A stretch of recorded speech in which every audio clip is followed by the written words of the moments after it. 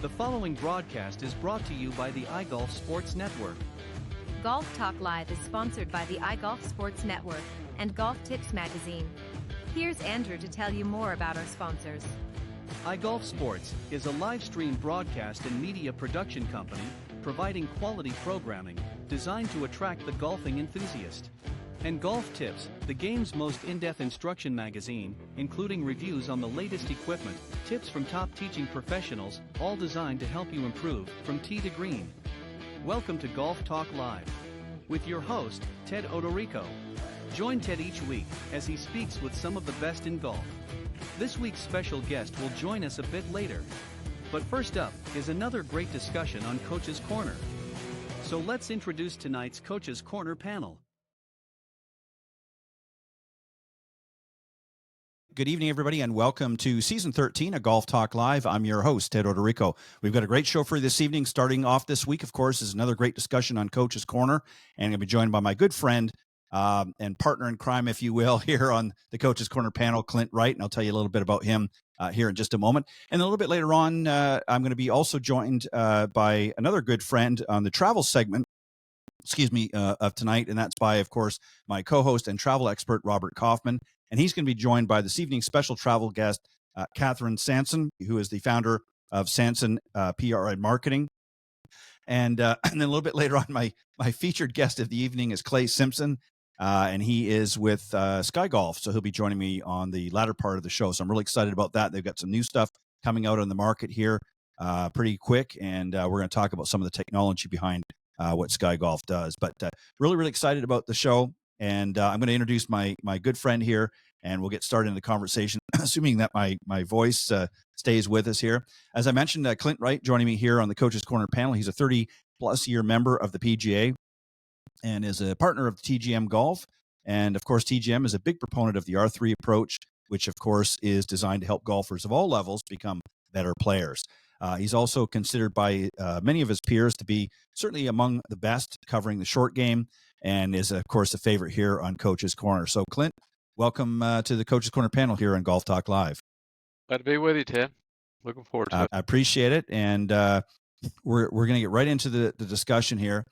Obviously, I know one of the things that we always talk a lot about on the show, especially when I have you on, is I know you really enjoy focusing on the short game, and I've got a few different things here we're going to talk about, Sure. things that we haven't really covered yet, so far on the show, but I think you'll like this conversation. So I put together, and there's certainly more of them, but these are just 5 ways that I think a lot of golfers can help improve their short game.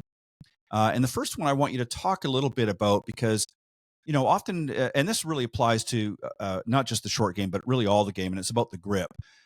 You really kind of need softer hands, I think, when you're gripping the club, especially when you're chipping and that sort of thing. And what I mean by that is, we often see a lot of players, they've got kind of a death grip, if you will, on the golf club. And when you're really hitting some of those more finesse shots around the green, especially when you're chipping and that, you've got to have the little bit softer hands. So can you maybe just unpack that a little bit and explain exactly what we're talking about? Well, yeah, sure. And it's kind of all over the map as far as what you see the icons of the game. Nicklaus had a soft grip. Palmer, on the other hand, had a real strong grip on a putter and chipping. Tom Watson was another one that had a real firm grip. So it really kind of comes down to personalities a little bit, and how you intend to see the ball go in the hole, particularly for putting. Is that if you're more of a bang it in the back of the hole type aggressive putter, you're probably going to need a little bit stronger grip pressure to keep the putter head from outrunning your hands a little bit, keep it a little bit more under control.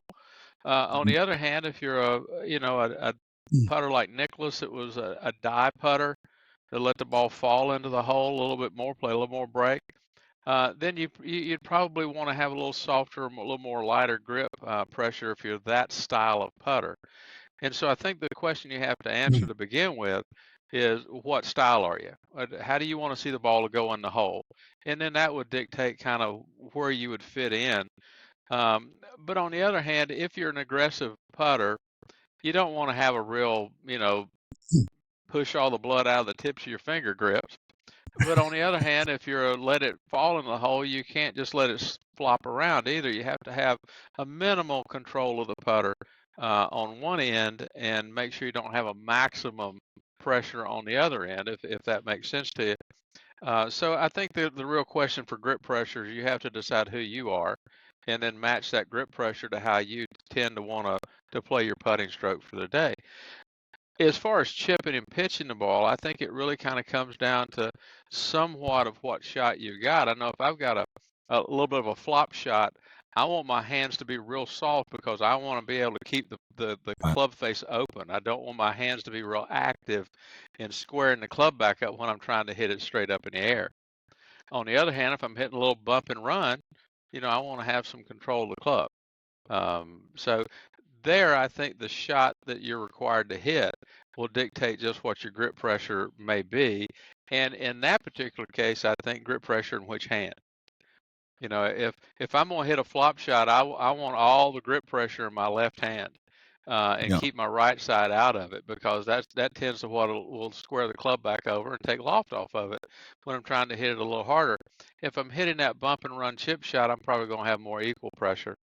So the shot dictates it, where in putting, I think your personal style will dictate it. Yeah, and I think it goes to something that we always talk about here on the Coaches Corner panel, and that is really to get out there and practice these different shots, because the only way you're really going to understand that is to practice how you're going to prepare it. And obviously, there's certain things that certain commonalities you're going to see with a lot of players. But you raise some really interesting points when you reference some of the players. Like you look at Nicholas, who had relatively small hands compared to some other on tour, and you get somebody like an Arnold Palmer and others who had larger hands tend to have a little bit firmer grip on it. So, again, it does depend on the individual, but there are certain scenarios, as you point out, where maybe a little bit lighter touch or a softer touch gripping the club might be required or necessary. And we're going to talk about something you sort of led into, but we're going to get into that a little bit later. And that is really sort of the grip pressure of that lead hand. In this case, for right-handed golfers, we're talking about the left hand. And I want to expand on that a little bit more. But some great points that you raise. And again, you have to get out there to really practice what you're doing. And that's the only way you're going to really discover what works best for you. So some great points that you raised.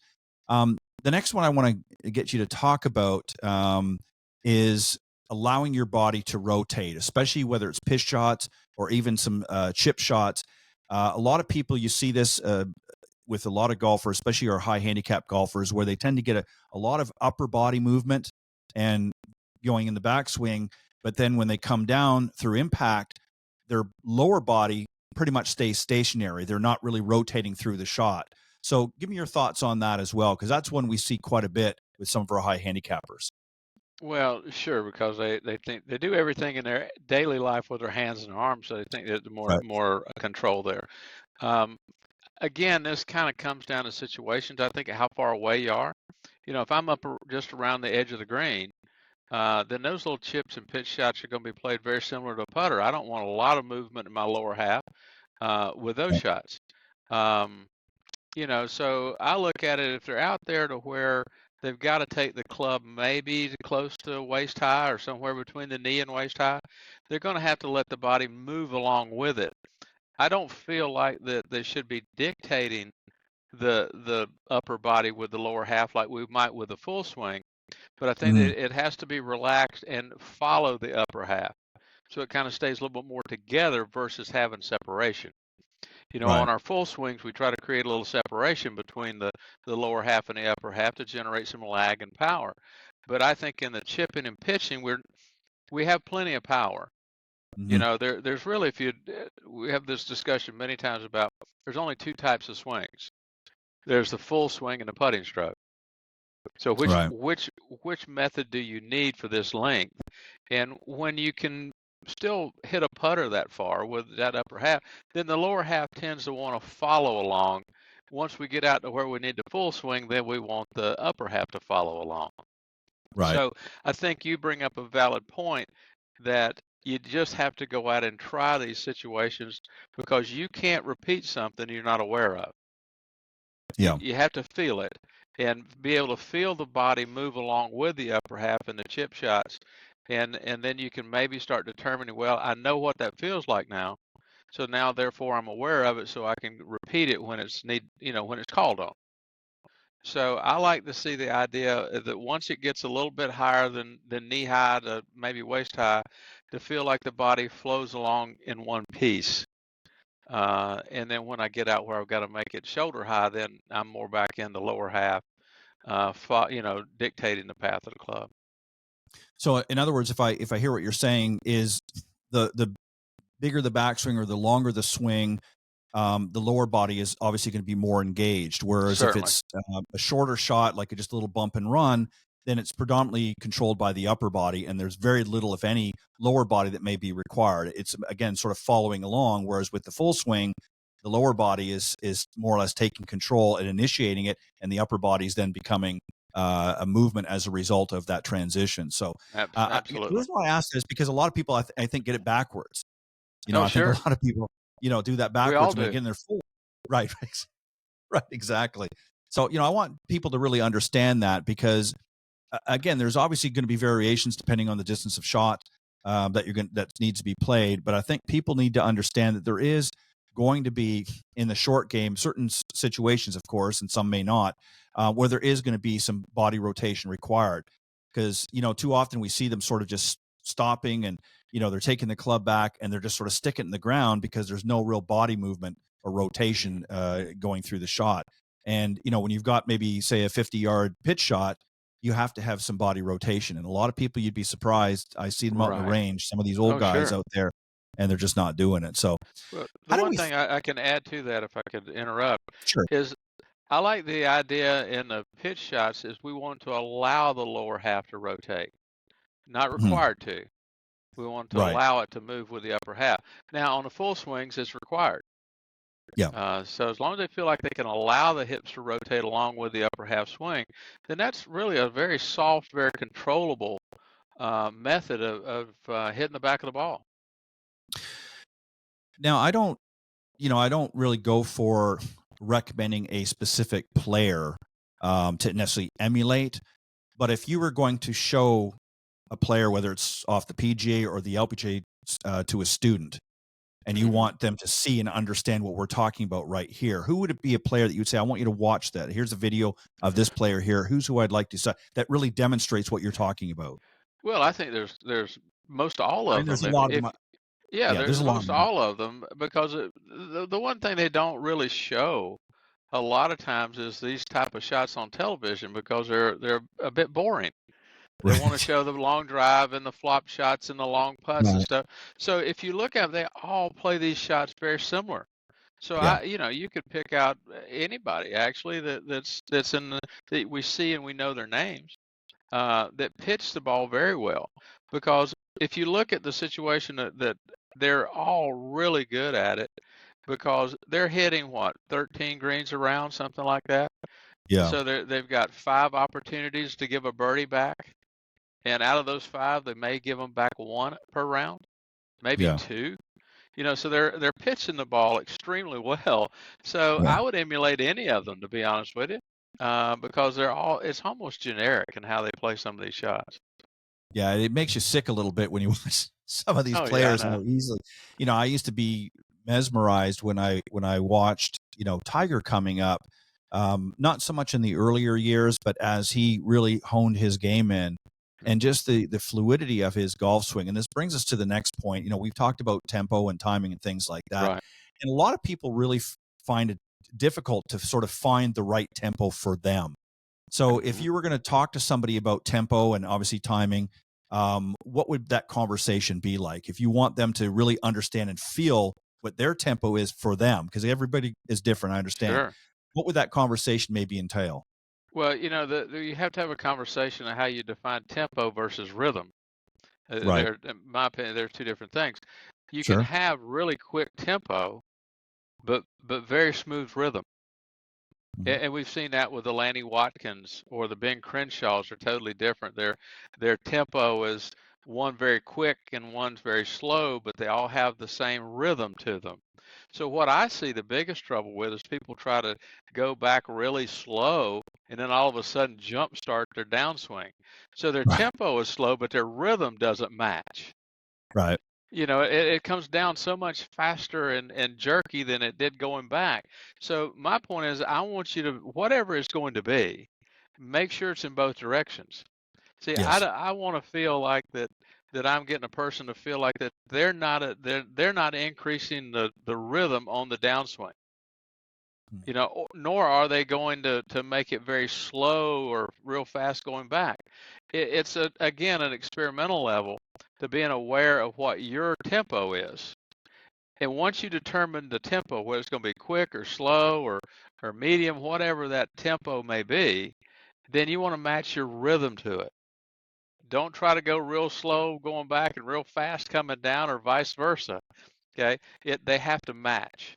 So that's where we have a conversation about tempo, and then what's the rhythm of that tempo, you know? And so therefore we have to do a little investigating. And I actually try to get people to say, okay, I want you to grip the club. Let's not have a lot of tension in the upper half, and let's just move our body through the space with no tension. Maintain grip pressure. The way I try to get people to feel it is, I don't want the club going back or coming down any faster than it did in the opposite direction. Right. So, okay, maintain, because you don't have to increase the speed of the club coming down. That's rhythm. I want to take it back and let it deliver. The downswing is the completion or the results of the backswing, right? Mm-hmm. So it's, to me, it's a finishing movement versus a starting movement. We have a lot of people say, how are you going to start your downswing? Well, I'm not so sure we start our downswing. I think we finish the backswing and it goes the other way. And so feel that rhythm, find the tempo, work from the slowest rhythm you can of forcing the downswing, and find out where you fit in. Yeah, it's a really interesting approach to that, because one thing that I notice a lot is, and I think this is why that's such a challenge for people, is you'll see, for instance, back a number of years ago, we started seeing a lot of players shortening their backswing. And I'm talking about the Right. tour players. They're taking it not, seeing like a John Daly obviously was excessive, Right. but seeing it even like Nicklaus going right up to the top. Now you're seeing them, it almost looks like a 3/4 swing, and then they're coming through with their rhythm or their tempo. And I think what people had difficulty with is what you're talking about, is keeping the same pace going back and coming through.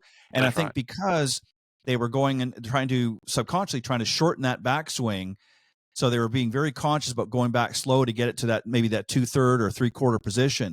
And now all of a sudden, because they're going through to a full swing and coming up high and tight, they're not able to balance that out.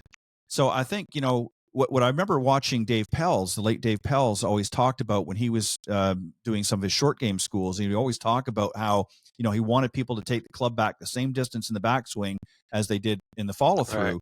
Right. For some of these shorter shots. Obviously full shots were different, because he wanted them to feel that sort of rhythm and get their tempo and timing down. But for longer shots, when you've got somebody that's shortened that backswing quite a bit, I think it's harder for people to understand that you've got to come down with the same sort of rhythm, if you will, as what you went back. So Right. Well, I how do you think, do that? How do you well, address that? it's almost how you have to explain to how your body works, Right. how the muscles work. And so if you take it back very slow, then I'm going to assume it's with little to very low tension in your upper half. And Right. you take it back, and let's use the scenario you just described, where they take it back kind of slow, and all of a sudden they want to jump start it coming down, right? Mm-hmm. Well, that means the muscles are contracting, so therefore they're shorter, okay, with tension level, which in Right. reality slows the club down. Club head speed will go down. All right. As tension goes up, it's no different than applying the brake on your car. When you create that tension, it's going to slow your car down. So if you get up to the top and very relaxed, and you try to jump start it, or what we call jump at it, kind of idea, your muscles are contracting, you're using tension. So I always try to explain people, don't confuse effort with tension. They're two different things, because the more Yeah. tension you have, the less effect your effort's going to have. So we want to keep the tension level very low from the Right. downswing starting. And so that again helps them feel like, okay, I want to stay loose and relaxed, which may keep them from igniting their muscles to try to jerk it back down. So as long as I can keep my muscles from increasing tension on the downswing or trying to create that off of that shorter backswing, then I'm going to stay relaxed with some rhythm to it. And so therefore I try to get them to focus, and we've talked about this many times, about not changing the tension level in your right hand in putting. It Mm-hmm. works the same way. If I don't allow the tension level to increase, that means my muscles in my arms and shoulders are not contracting. So therefore I'm going to get a more club head speed because there's nothing blocking it. And most likely it's going to come down on the same path it went back on, because it only knows the direction it came from. Right. Well said. It's just always interesting. I'm a visual person, so I always watch, people out in the range, and it's just amazing when, here listening to you, explain things, and I'm thinking to myself at the same time, I'm visualizing people I've seen on the range, maybe over the last little while, and I'm applying everything you're saying to what I, what I visually saw. And it's kind of, sometimes it's a little frustrating, but nevertheless, there's so much truth in what you speak, and obviously that comes from your years of experience doing what you do. And I think that for a lot of people, I think they overthink the process. Would you agree with that? They think yeah. But they get too much going on up in their head, and they're thinking about all these things.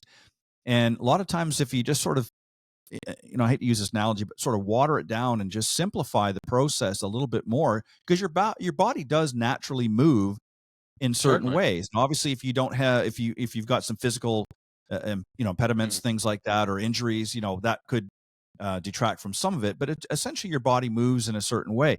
And if you start to go against the natural flow of your body, then it's very easy to let some of these issues creep in that we often see out in the practice tee, where they're forcing the shot, or they're, in that transition, they've taken a nice backswing, and now all of a sudden they're, jumping out of their shoes. Right. And a lot of it's because they're trying to compensate or make up for, something else that maybe is not quite. Right. You're right too. I think what we run into, and I'm kind of personally dealing with some of this now, is that there's some competing theories going on. Oh, at my age, I was taught to be an upper half swinger. Take it back, lay it open. You're gonna, separate the downswing, and you're gonna release the club with the upper half. All right. Well, as we get older, we can't separate like that anymore. But now, if you look at the younger players, they're body releasers. They use the lower half and let the upper half just fly through, because they're playing and swinging on their body lines. What you just said, how their body works. So that's why they're hitting it so far, is that there's no tension in their upper half. They get it turned all the way back as far as they can. The old rule of thumb is 45 hips, 90 shoulders, but they're not bringing it back down with their shoulders. They're turning their left hip out of the way, and it's just flying through there. So when you get these kind of competing theories, between whether you're going to be an upper half releaser or body releaser, then you have to understand the positioning and the body lines that accommodate either one of those methods. And I would encourage anybody right now that's either starting to play the game or, played it for a long time, is take a look at the positioning that some of the younger players have, is particularly on the initial portion of their backswing. And it's dramatically different than what we were taught. Yeah. Dramatically different. So if you're going to try to take the tension out of the upper half, you have to start paying attention to how you get it ready to do that. And there are, like you said, you see them on the range. I see them too. There's a lot of competing theories. They watch what they see on television, and they try to emulate it with what they see on YouTube videos. And the young teachers are teaching this more of a body release, and they're trying to incorporate that into what they were taught 40 years ago. And to be honest with you, I've experienced it. It don't work. I mean, it gets really bad. Then you just have to break out one way or the other. Well, and it brings, to this thought, if you will, is, and again, obviously with every age of player, as we get older, Sure. Clint, our bodies are not going to work the same as they did when we were in our Right. 20s. And I'm like you. I'm sort of, a little bit more the traditional golf swing that we were taught years ago. And I've tried some of the more modern approaches, and I'm still pretty lucky. I've still got a pretty decent flexibility, so I can handle some of it. But I sit and wonder to myself, when some of these young guys, as they age, because of the changes that they're doing now with the golf swing, are they going to be able to do that when they're 50, 60 years old? Because their bodies are not going to be able to handle the Well, level of pressure that they're put. I mean, you watch some of these young guys, and they're in great shape, don't get me wrong, but because they're not dealing with it the same way as we did, I just wonder, how is it going to affect them when they when they start getting up to the Champions Tour, right. that sort of Well, thing, if they're even playing. I think their back is going to hold up better, but I Maybe, don't know yeah. if their hips and knees will. That's You know, that's what I'm getting at. Yeah, that's right. If you look at, you don't want to just pick on him all the time, but Tiger with the knee problems, I think come yeah, out of that he was just so strong and fast. Is it popping that left leg like that? It blew his knee out. So I think you have a valid point. But on the other hand, the Sam Sneads and guys played forever too. They took care of themselves somewhat, and sure. but I guess the jury is still out. I mean, they're still in their 30s and early 40s, so we'll have to wait a few years to see just how it works out. Well, and you look at like somebody like a Bryson DeChambeau. I mean, this guy's just generating incredible power. Sure. And, again, it's being done differently than what it was 30, 40 years ago. I mean, obviously there were some big hitters back in the day, but again, the way their body was, I mean, you look at somebody like a Johnny Miller, how, he had that big reverse Sure. seat That's posture. right. And, Sure. I'm sure he paid for it physically as time went on. Certainly did. So it had its issues too.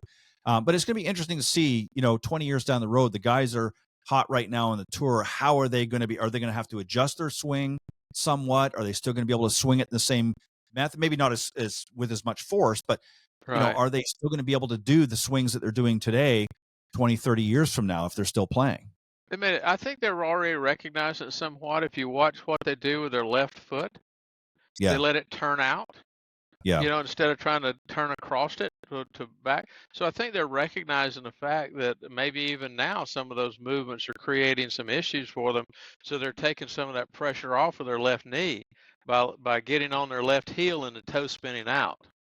Yeah. We were taught that was death. We didn't ever want to do that. But with the generation and the speed they're going, that's part of the thing they have to do to protect their body and be able to play longer. I think they're recognizing it now because you start to see some changes. Well, and you're Scheffler, also, GT, they're all turning that left foot out. yeah, and you're also seeing them too, especially with their irons more so, but you're seeing them more as opposed center weighted, meaning that, more evenly balanced between the feet. Correct. You're seeing them almost not leaning, but with more weight on that lead foot. So they're Yes. almost like when they're going in their backswing, they're not really, I mean, they certainly are shifting weight, but not the same as what we did, where they're Oh, no. more back. It's still sort of a more centered over the ball. And that low point is actually in front of the ball. So they're not really having to shift a lot of weight forward. They're already forward on their They're already lead over foot. there. Yeah. That's right. So, I mean, and that's what you're seeing, a lot of the more modern golfers doing. And you know what? Some of them are, I mean, like I said, they're incredible when you watch them. But it'll just be interesting to see how that holds up in time. But Yeah. hopefully you and I will still be around in 20. I fully intend to be. Right. This one here, Clint, is something that we really don't talk about very much, but I think it's a good one to bring up. And that is the bounce of a club, particularly with our wedges and that. You see a lot of golfers.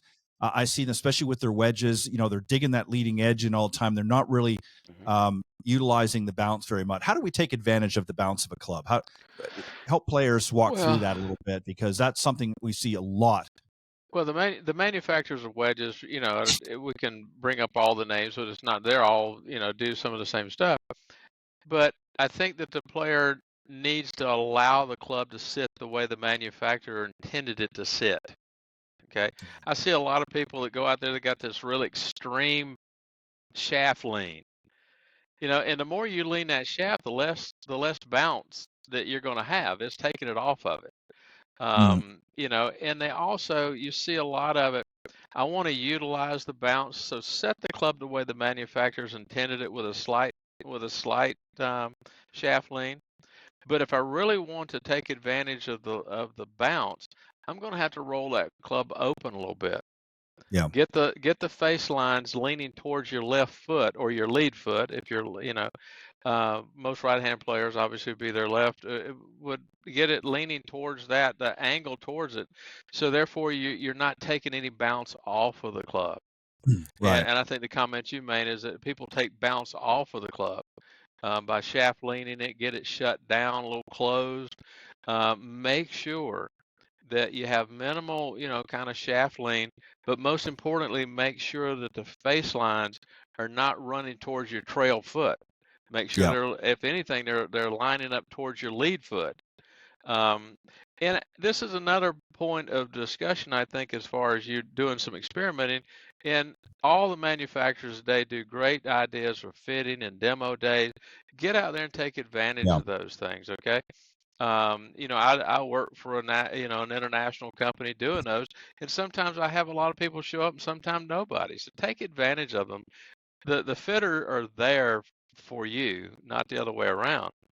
And so take advantage because all the manufacturers have some different ideas on where the bounce should be on the sole of the club. Some have it a little further back, some have it a little bit more forward.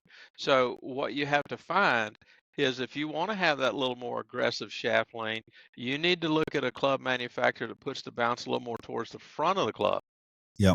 versus the back of it.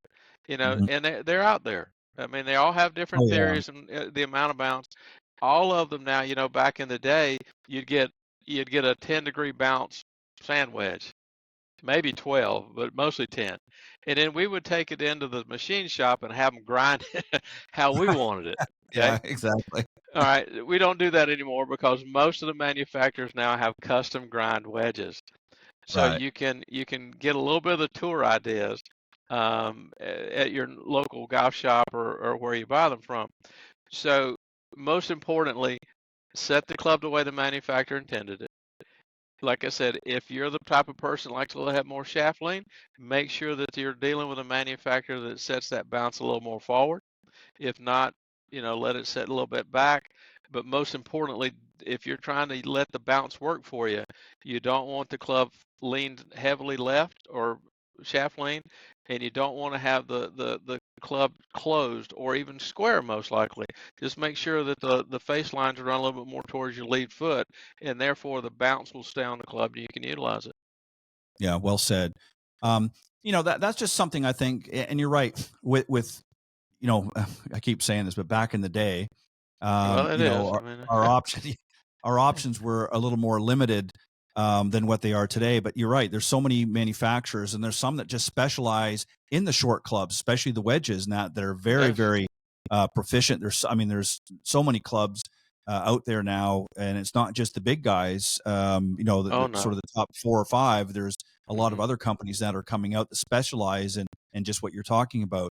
And when down at the PGA show, I mean, you see them, and everybody's got a different theory as to what to do and what type of shot you want to hit, and you need Right. a little more bounce or a little less bounce or what have you. So yeah, I mean, and the customization now I think is so much easier. Back at that time, you had to be somebody who really knew how to make those changes to the clubs. I mean, I remember when they used to put lead tape, Oh, sure. You clubs, remember, and we they don't still need. do that. Yeah, I We know. still So a do lot of that. guys still do that, but there's a lot of We still guys do that. now. Now they can customize pretty much anything you Sure. want. So you don't have to do that. I mean, obviously, No. some of the more traditional players like to do that, and some of the pros still like to do that in their own equipment. But there's so much flexibility now out there in design and what they can do right Mhm. from the get go. So Right. that's why it's so important, I think, for particularly new golfers to make sure that once they make that commitment that they're going to play, that I really want to play, whether it doesn't Right. have to be at the highest level, it's so important to be fitted properly, because you can get a lot of things that, and I Well, mean, you don't yeah. have to be perfectly fit, but sometimes just buying off the rack too. I mean, that might be a start, but at some point you have to take a look at that. Yeah. I think. I mean, I might be wrong. What do you think? Well, the fitting and the work that I do, the wedges, they kind of know who we are. The golf Right. manufacturer, their designers and stuff kind of know people. They try to tailor to a certain way. Now I've got 7 custom ground wedges that I can show people. And to be honest with you, there are some differences in how people operate. It also comes down to where you're going to use the club from. Are you going to pitch with it? Is Sure. it a bunker play? Whatever it is. So, and on top of that, not to be overly complaining or to point out, but these clubs are expensive today.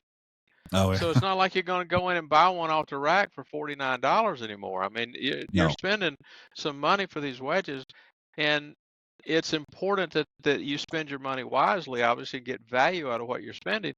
So you now can go to, and all the manufacturers are doing it. I mean, I go around, Oh, yeah. you can test them out before you buy them, and Sure. have somebody there with the TrackMans and the flight scopes and can tell you what the spin rates are. Those things are available to you. If you show up to, and most of the time you can sign up online and get your appointment, and the fitters are there for that. That's what we Yeah. do, and or what they do. I'm kind of having fun doing it. Um, but we're helping people out too, because you want them to have a club. I get emails on occasion and text, man, the clubs are great. Thank you. Um, but we spent an hour time trying to figure it out. And it Right. really comes down to eliminating what won't work. Hmm. Okay, figure out that, hey, that extra stiff 115, dynamic gold shaft just don't fit a 70-year-old man anymore. You know, that one's out the, it's off the list, and so Right. you can Yeah. narrow things down a little bit, and particularly with the wedges. So, like, I've got a wedge in my set of wedge samples that start at 46 degrees and go to 64 degrees. Yeah. You can Yeah. I'm find like one, I'll you. promise you. You can Yeah. Oh, find yeah. one. Well, and that's what I mean. There's such a variety out there now, and it just takes a little bit of effort on the golfer's part to go out there and have a conversation and I mean, um, sit down with your pro and talk about what it is that you're really looking to do Sure. and the type of game that you want to play. And Mhm. don't worry so much about what they're doing on TV. Play your own game, and I think Right. once you do that, it makes the choice a little bit easier. Final And, question. and to add this to that, they're good enough to find out. Oh A yeah, lot a lot of people don't think that they're good enough that it matters, but they are good enough to find out what gives you. If you're not that good, you need to take advantage of everything you can. yeah, right, So good yeah, equipment is going to help you. A yeah, good player can kind of play with a little bit with anything. yeah. But so take advantage of it. It's there available to you. Yeah, and that's I mean, with so many options there, I mean, there's no excuses anymore. You can put the right That's club in right. your hand, but it takes a little bit of work, just like practice. It takes That's right. some effort on your part. Last Hmm. question, you touched on this. I mentioned a little while back, and about Right. really that sort of lead arm and obviously the hand as well. Um, there's some shots where maybe you want to feel like you're pulling through with that lead hand and that lead arm a little bit, and others where maybe you want to have more of the right hand engage. You talked about that a little while ago Hmm. on certain shots where maybe you don't want to have the right hand as engaged. Um, can you expand on that a little bit more? Sure. Do you know what I'm talking? Okay. Oh, absolutely. Um, well, I'm not so sure I want to ever get the feeling of the left side or my lead side pulling the club through. Okay. I'd prefer to not engage the trail hand. Okay. So if I don't engage the right hand, and for right-handed players, for simplicity here, my right hand, then the left side is going to lead. It's not to be overly simplistic. It's in the front. It's got to lead. Yeah. What I don't want to have is the right or my trail hand engaging so hard that the club head outruns my lead arm. Right. Okay, so as long as I can get the feeling of the club head staying behind my lead arm, if you are a person that feels that that's more of a pulling action, wonderful. It's fine. I don't Mhm. feel that personally. I don't teach it so much, okay? But if you feel the lead arm pulling a little more, then obviously that may be helpful for you not to engage the trail hand. Um, you know me, we've talked a lot about tension level already, and so I want to control the tension level in my trail hand. And but that's when, if I'm hitting a soft flop shot, that's going to be really loose, my right hand. So maybe you do get a feeling of the left hand pulling through more on those shots. I can't argue that. Yeah. If I'm hitting just a straight chip and pitch, I want to have my normal full swing grip pressure. I want it to be balanced, and I want Mhm. my arms and hands and the club head to work together, not necessarily separate one way or the other. Okay, so I lean back towards as we know, the capital letter Y with the club in my arms and the triangle. I want to keep that triangle together, and Yeah. so therefore, whatever I feel helps me do that, whether it's to pull with the left hand or not engage with the right hand. That's the objective, is to keep that Y moving, that triangle moving through impact. And so we all have different approaches and different ways of doing that. So if you look at the objective, is to keep the arm triangle moving through, all the way through past the lead arm and the lead leg. If you can envision this, if I got a triangle, I want the point on the backswing, the triangle to be going behind me. And when I'm done, I want the point of that triangle going in front of me. And so if I can do that, what I feel in my hands is kind of an individual thing. But personally, I think it's more of not engaging the trail hand and let it lead through. Yeah. Great points. And again, it's just really to help people to understand. And again, I like to go back to this, and that is, I think the more that you get out and really practice your game, and don't just, as we talk about and joke about so much here on the show, Mm-hmm. is just sort of stand there and rake and hit balls. I mean, you have to put a little Right. purpose in your practice.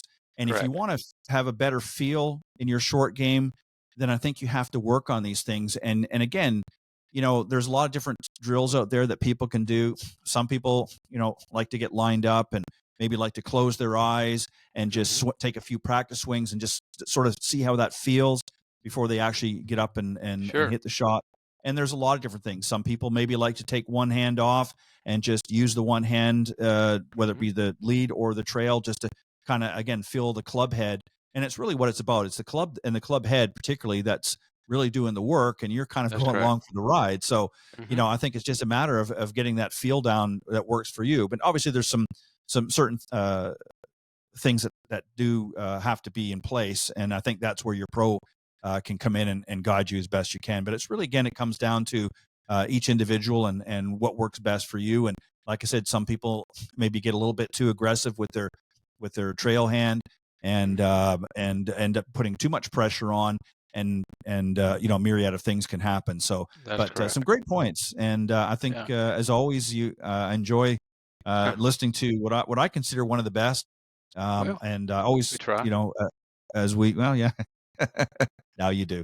And it's just interesting perspective, because I think, you're right. Today's game is much different than what we grew up seeing in that. And it's interesting to watch and interesting to learn. But I think there's certain core things that still sort of remain the same. It doesn't matter what demographic you're in, but I think it's always good to pay attention and to listen to people that have been doing this for a long time, and then take it out and apply it in your own game and see how it works for you. But Clint, you always do a great job. Well, thank you. Always, Thank you. always enjoy having you on the coach's corner.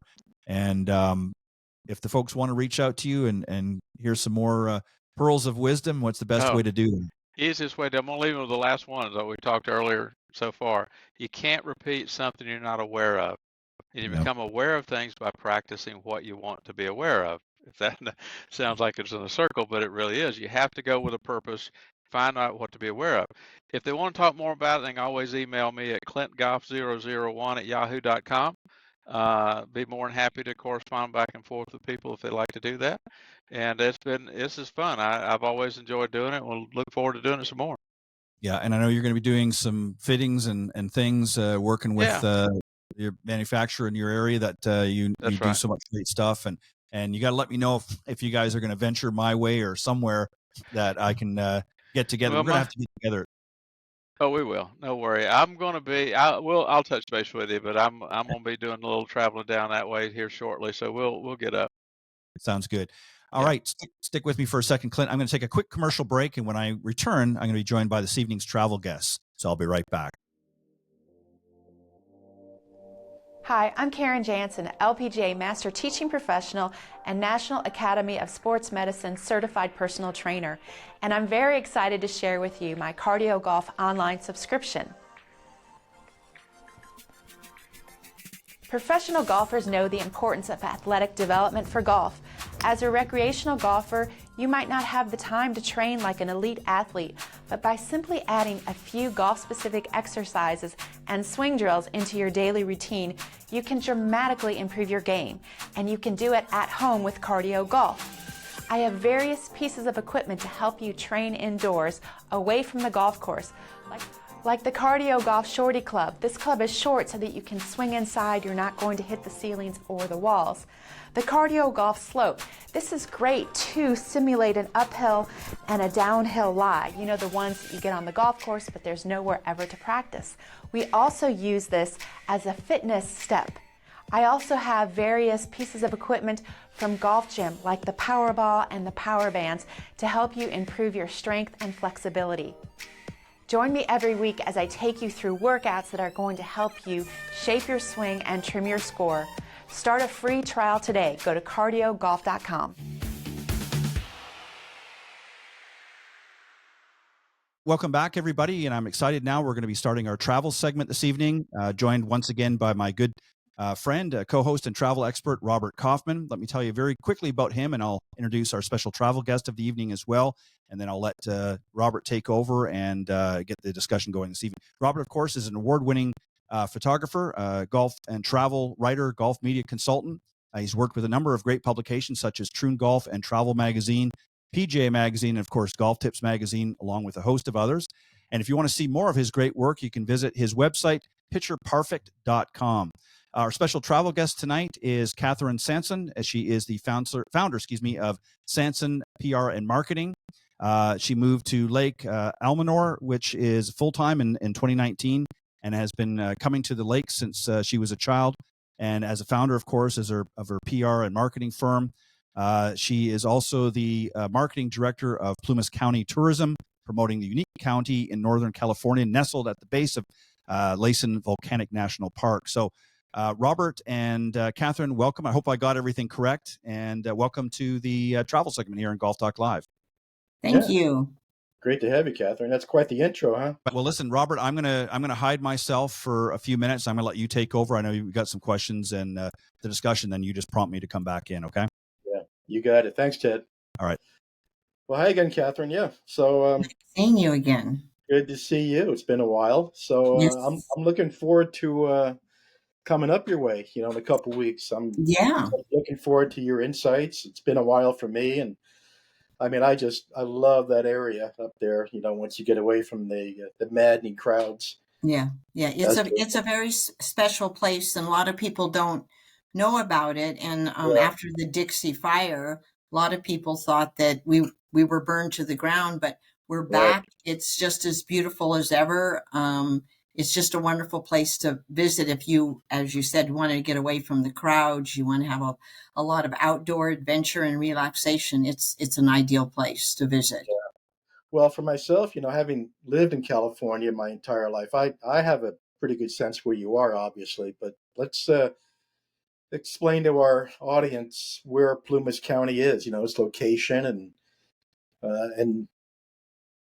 Okay, so depending on where you're coming from, the Bay Area, if you're coming down on 5, we're east of that, it would be like going up towards Reno. And so we're way up, nestled up in the mountains. We're at about 5,000 elevation. And like I said, we're at the base of Mount Lassen, which is one of the most active volcanic parks that still is active, and it's a park. So we're off the beaten path, but if you're coming down from where you are, if you're on 5, you cross over and you sort of go through little tiny quirky towns to get up there. it's not a hard drive from the Bay Area. That's where I came up from. So it's a good weekend getaway for people who are, 4 or 5 hours away. And we do have an airport in the little town of Chester. So we do have lots and lots of visitors that do fly in from other areas because of the airport. Yeah. I loved it when you communicated the other day, how safe the area is. Because down here, we don't even think about not locking a door or shutting a car door or whatever it might be. But yeah, up there, it's like you're open to neighbors and come on by and grab a cup of sugar, right? Yeah. It's very much that way. I think there are some things about it is that if you go into a store, people want to sell their merchandise, obviously, but you become people's friends. They want to know where you're visiting, how you came up here. And so you walk away making a new friend. And if you go to the grocery store up here, I mean, that's our social hour. I can be in the grocery store for 2 hours and I'm in there for 4 items because we are a great, great community. And the entire county only has 19,000 people. So we have these little tiny towns, of 2,800, 1,000. And so they have their own personalities, but everybody seems to work well and get along together and do right by our county. So it is unique. Yeah. Well, since we are here for golf, I mean, this to me, it's one of those ideal regions anywhere. That's got quality golf up there. A lot of it. What do you have? 8, 9 courses up there. That we have 9 courses. 9 courses, all accessible to public. Yes. And I think one of the things that's nice as a golfer, and I use that in quotes, it's nice that there is a variety of types of golf courses that people can play and that you don't get so frustrated if something is so hard. When I was down in the Bay Area, I played some courses and I thought, oh my gosh, get me off this thing. It wasn't even enjoyable. It was so hard. And here we have several that they're 9-hole golf courses. And what you do is you play it twice from different holes. I think I sent you the list there. Pricing is very, very reasonable. And one of the best things is you don't have to wait. I've never waited to get on at one of our courses up here, which is nice. Yeah, no, I tried calling for a tee time down here, and I'm in the business about for a tee time this week, and they couldn't accommodate it. Yeah, it's crazy down here. So yeah, that's a nice little perk to have up there when you want to play golf. Yeah, but it's not just golf. You got 4 seasons worth of outdoor recreation. Right? Yes, we do. Talk a little bit about that. Yeah, so we do. We like to promote that it is 4 seasons. So we do have snow. Our snow starts sort of late in the season, more December through March and April. So it's a little bit late. So our falls are notoriously beautiful up here. We're known for our color changes. So if you're a biker or a hiker or want to get out on a kayak, the colors are just amazing. So we really like to have people come up in the fall and the winter. We do have some skiing. We have snowmobiling. If you want to go cross country skiing, I mean, we have all of that, but it's not a terribly long season. Then we go into spring. We're known for our world-class fishing. So we brag that we have over 100 lakes and over 1,000 miles of streams, creeks, and rivers. So if you're an angler, fly fishing, getting out on a boat, whatever, we have it all. Yeah. And then the summer, if you, like me, I just like to get out on the water and paddleboard and kayak and canoe. We have all those different types of lakes. And we have some lakes that are really conducive if you like to power boat or jet skis. And then we have others that are really more conducive if you do want to get on a paddleboard and kayak or just sit on the beach and read a book. I've done that. I'm sure you have. Yeah. Yeah. So, you're about an hour drive time from Tahoe? About an hour and a half. Yeah. It's 2 hours from Reno, and that's a very, very easy drive. And then about an hour and a half from, Tahoe. And then, like I said, about 5 hours from the Bay Area. Yeah. So it's we're not too remote. No, but you're remote enough, and it's great because it's such a a difference from being in that other area. Yeah. Yeah. Like you can be out hiking and you may not run into Right. anybody. And we like to say that we have more wildlife than we have people. Yeah. If you want to join, the ultra hikers, we're right on we're the halfway point for the Pacific Coast Trail, and we have elite Right. Yeah. hikers from all over the world. And Chester's sort of the halfway point, so they come in and pick up their mail, and we see them all over town, and they always have a story to tell. So if you're a hiker, it's sort of fun to join them for a day. Yeah. What's the lodging like up there? I mean, you've got a lot, like you said earlier, a lot of quirkiness and interesting historical homes up there. Yeah, so we have everything from lodges. St. Bernard Lodge is a very traditional lodge. Has a lot of character to it. Has a great bar. You can sit out and look at the mountain, and it's very close to Mount Lassen. We have a Best Western. We have the Antlers, which is a very locally owned and operated hotel. We have Timber Lodge, which has some history behind it. That bar and restaurant and hotel was closed in the early 60s, and a young couple used to come up here.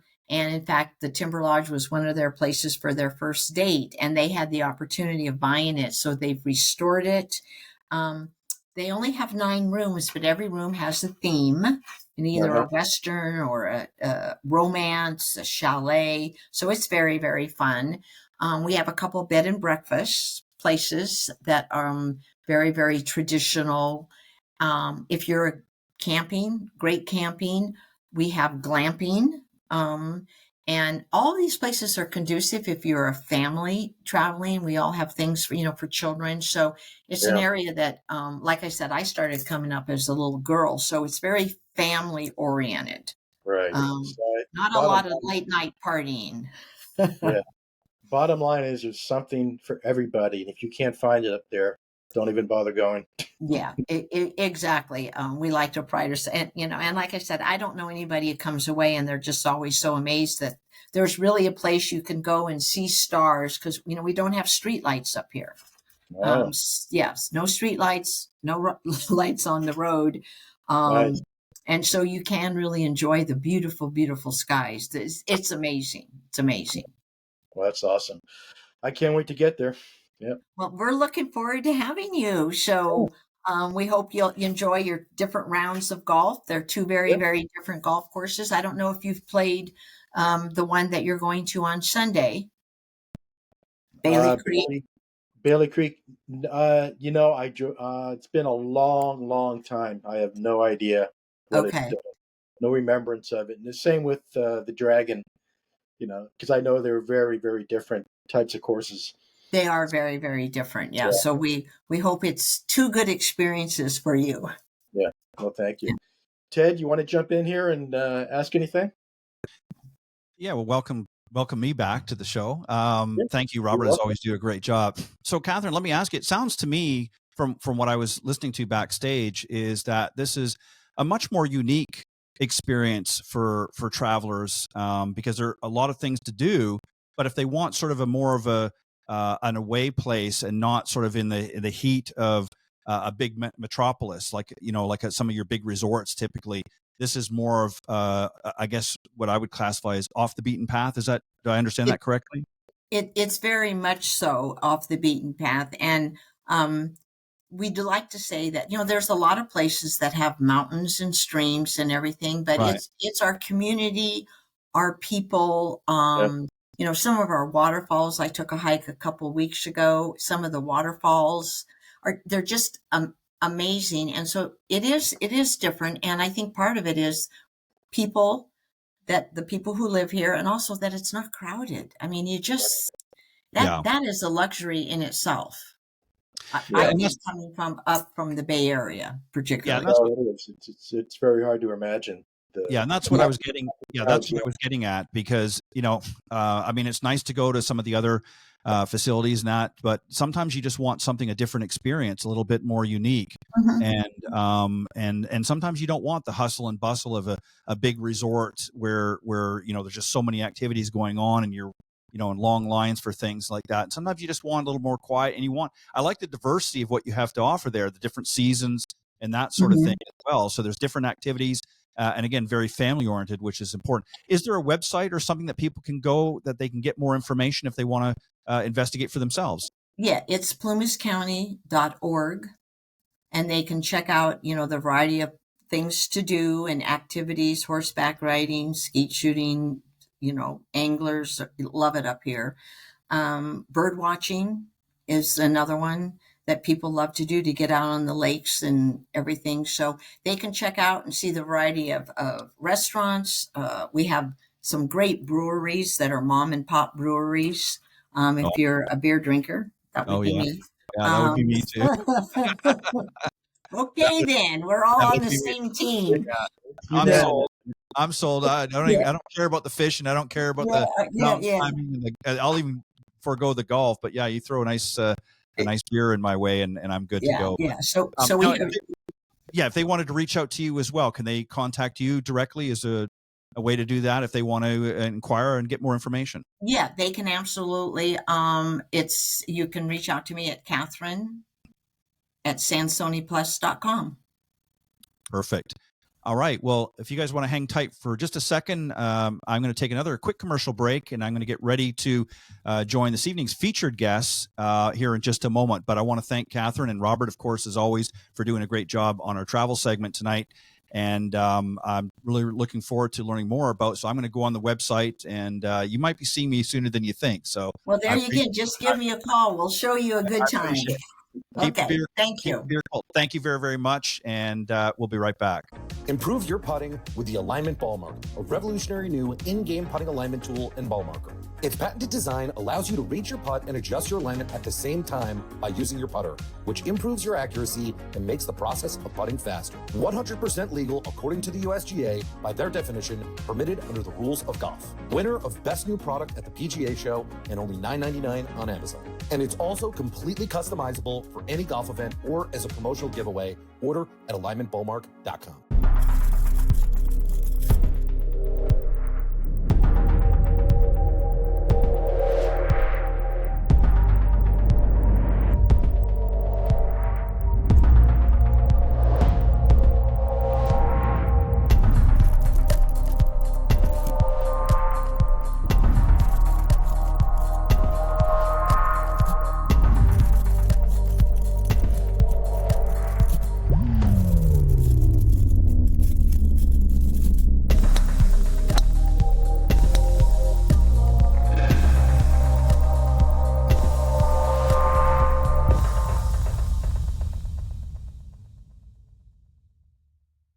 Welcome back, everybody, to Golf Talk Live. Again, I'm your host, and I'm really excited to have this gentleman joining me tonight. We actually had the pleasure of meeting a couple of years ago at the PGA Merchandising Show down in Orlando.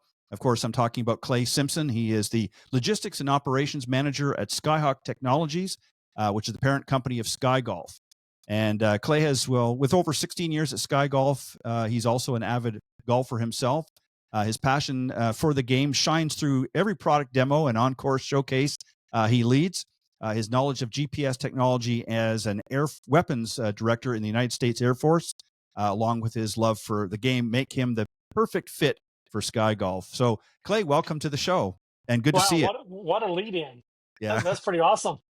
Well, also, thank you, for all that you do, and we get to see some great technology coming out of your neck of the woods, and you're the guy. And I got to share this really interesting story. I was telling, not on camera, of course, but I'm going to share it anyways now. 2 years ago when we met, I was sharing the story how I had this nifty little technology myself of this little 4K camera that I brought. It was on a gimbal.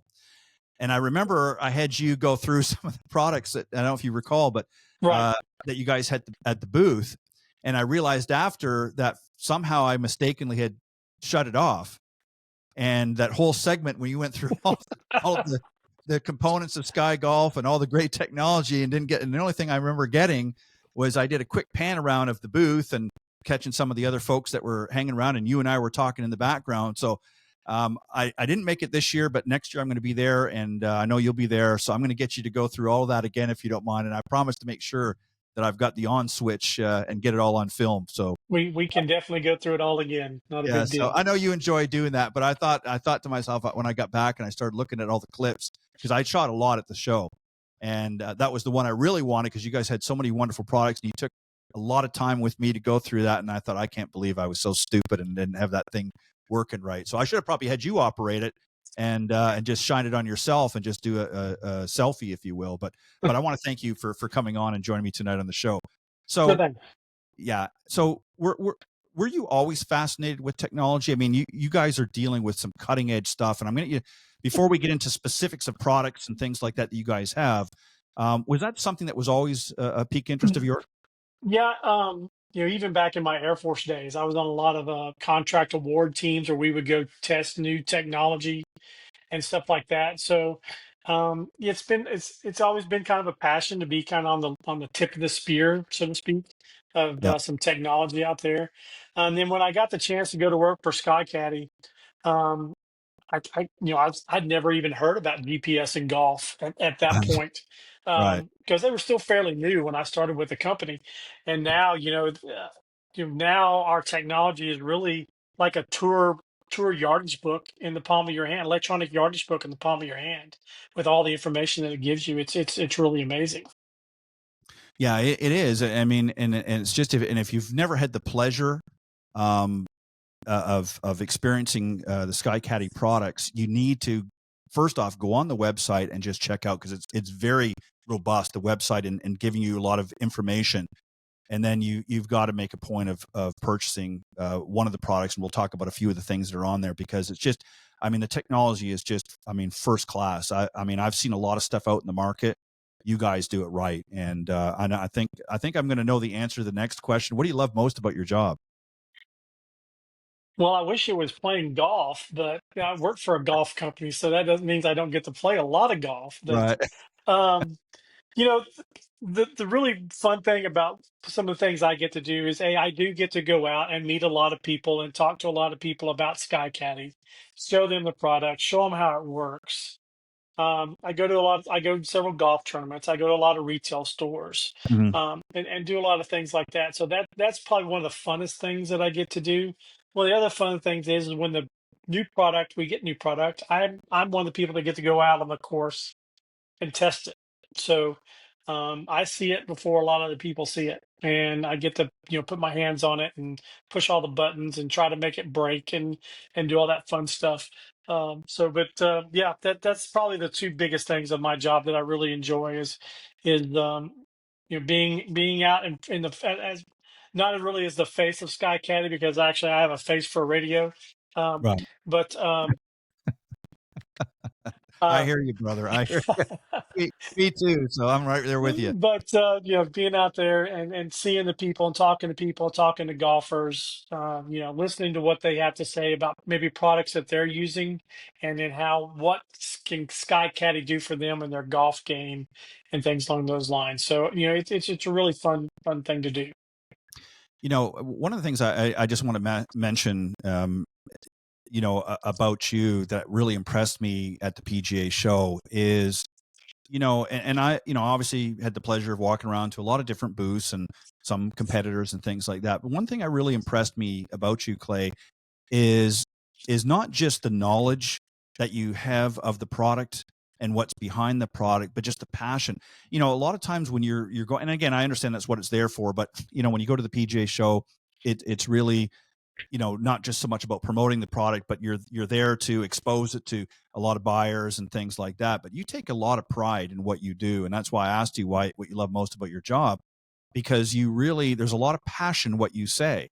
And that's very rare in any business, but particularly in what you guys do. Because a lot of guys, kind of mouth, and they read all the specs and they tell you that it has this and XYZ. And, you know, that's great. I can get a brochure and do the same thing, or I can go online and do the same thing. But you actually took the time, as I said, unfortunately to me, in my fumbleness with technology, we weren't able to get it recorded, but I'm going to get it next time so that people understand what I'm talking about. But you really took the time to really go through each thing and explain why, you know, this is important and how it benefits the golfers. It's not just, hey, this looks cool and look at this. It's really about how this is going to benefit the end user. So, you know, before we get into, I guess, specific details, give us just maybe the scoop, if you would, behind the technology that we're about to talk about. What's behind it? So our two new devices, which is the Pro 5X and the Pro 4X, which has just been released, that you will be getting one hopefully next week. Yep.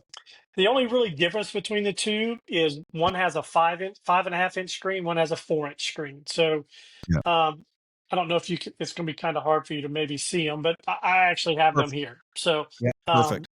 You can see both of those. What the user interface on all of our product is pretty much exactly the same. So whether you're using one of our watches or even one of our handhelds, the menu's the same, right? So the buttons are going to work the same.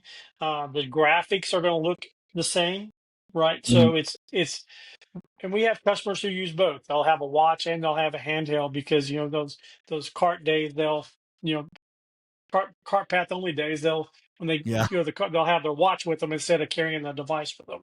Right. So those are cool. Now the new series, the Pro series, okay, they have the newest GPS engine and the newest GPS antennas in them. Okay. Along with the way we map a golf course, which actually we send mappers to a golf course with GPS grade equipment, right? And they will walk the golf course from the golfer's perspective. Can't get a golfer's perspective from a satellite view, right? Right. Because you can't see all the little sways in the fairways and stuff like that from a satellite view. But if you're walking the same ground that a golfer walks, and looking at it from a golfer's perspective, you can see all those undulations. You can see where's the best place to possibly hit your drive to, right?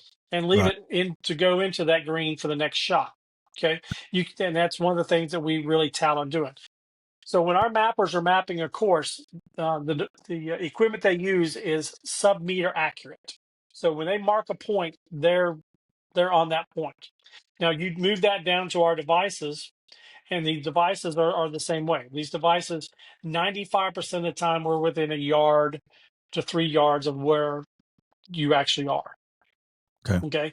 And people say, well, what's the difference between using one of your devices and, say, my iPhone? Okay. Well, the GPS engine in your iPhone is not meant for golf. Right. It's meant for car navigation.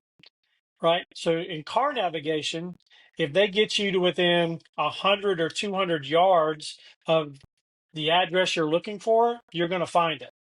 Right. Right. 100 yards, even 50 yards on a golf course, you're talking 5 clubs difference. Right. Exactly. So that's one of the biggest deterrents, I guess, from people using, I'm just going to use my iPhone. It's close enough. Well, is 50 yards really close enough? Yeah. I would say no.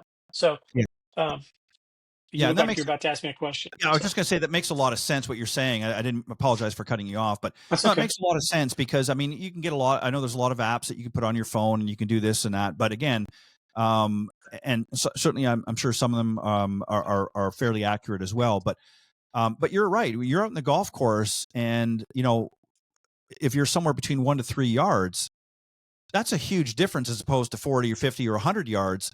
You know, that's again, it could be a 5 club difference. So you need to have that accuracy. So you know, the technology is important and it needs to be, you know, accurate because again, you're needing to gather the information. It brings me to my next question, and that is, what is driving this? Why do you think, is it the players just wanting more information at their fingertips? Is that really what's driving this? There are some people who want so much information. And that's one of the we showed you even last year, the super tags that we were coming out with, right? Yeah. That even gives people more information on their golf swing, right? Not only does it does game tracking, but it breaks down every swing, measuring 15 different data points at 5 different times in the swing, right? And you can turn some of those off, or only see what you want to see. But and it also does putting.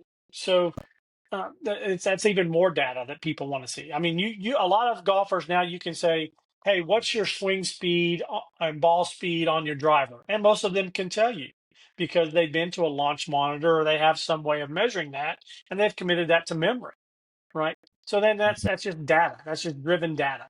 But if the data is not accurate, it does nobody any good. Right. So that's why we use these commercial grade GPS antennas, GPS engines, and then the way we map for the accuracy, because we know accuracy matters. We even the Pro Series now is even being used in the Legends Tour in the UK, which is the Right. seniors tour over there, right? Right. They Right. use our devices over there on tour, and I've talked to several of those guys at the different senior PGA championships that I've been to. That come across the pond to play in those events, and they're like, "Look, I don't even have to think about things anymore, because if I'm on a par 5 and I say I want to hit my drive, 290 yards down the fairway, and then that leaves me X amount in, then I can say, well, I don't want to risk it because there's a lot of bunkers up there. I can say now I want to leave myself a 60-yard shot from where I'm at in the fairway. So from where I am to leave myself 60 yards, I only have to hit the ball 180 yards, and then I go 60 yards into the pin, right? Mhm. So it helps them strategize very quickly without having to do a bunch of numbers Yeah. while they're there and wasting time. So it allows them to play faster also. And that's important, especially at that level, because you're talking, if you're number 1, 2 player, let's say in the pack, and all of a sudden you make some bad choices and you're 4 or 5, that's a lot of money. That's a big swing in Right. money in a golf swing. So, I mean, these guys are playing, but again, for the regular guys out there that want, what I really like about what this technology has done is, again, it gives them a lot of information that is useful. And, something interesting that you said, you talked about, and I know what you were alluding to, but you can go to simulators, or you can go in to see your pro, and maybe they're running TrackMan or something like that, and you can get that. But our swings change from week to week, and our distances change from week to week as well. So Absolutely. I really like the tags system, because you might be cranking that thing out, your driver out one distance last week, your swing speed might have been this and so forth. But then this week, maybe you didn't eat your Wheaties or something in the morning, and you don't have the same strength, and it could be a lot different. So it's nice to have that data in real time, as opposed to waiting till you go and see your pro or next time you visit the simulator to get that information. And there's nothing wrong with that, but I think it's nice to have that. And which brings me to this, is I want to talk about, which is I know what you're alluding to here, and that is Sky Golf's GameTrax 360 system. I want you to unpack that for us. What is it? And what specifically does it do, and how do the players benefit from it? So this is what you're talking about, the tags. You can barely see that tag right there, probably on the end of my club. Yeah. So right. That screws into the That screws into the end of the club. All right. There's a coin battery in there that's user replaceable. The battery should last probably 2 years right. Of pretty good playing. Okay. Now, like I said earlier, what that tag does, and you have a tag on every club in your bag, from driver to putter. I even got my putter here. I don't know if you can really see it there on my putter. Now, for these Super Stroke grips, we have, the putter has a little insert there. I don't know if you can really see that. I can see it now. You have to take the weight out and then put the insert in, and then the tag literally just screws right on top. So it makes it very easy. So, but the cool thing is about these devices is they track your game, hence the GameTrax, right? And they'll tell you, okay, excuse me, on number 1 hole, you pulled your driver and you hit driver. Let's say you hit driver 260 yards, and your swing speed was 123 miles an hour. Just kind of throwing some numbers out there, right? And then at that point, you're in the fairway, right? And then from the fairway there, let's say you hit 8-iron to the green, you hit your 8-iron, 150 yards, and your swing speed was 90 miles an hour. Right. Okay. And then when you get there to start putting, you can actually set the pin to where the cup is. And then as you putt, it'll track your putts into the cup. Let me see if I can actually show you some other things in here. It may be hard to see.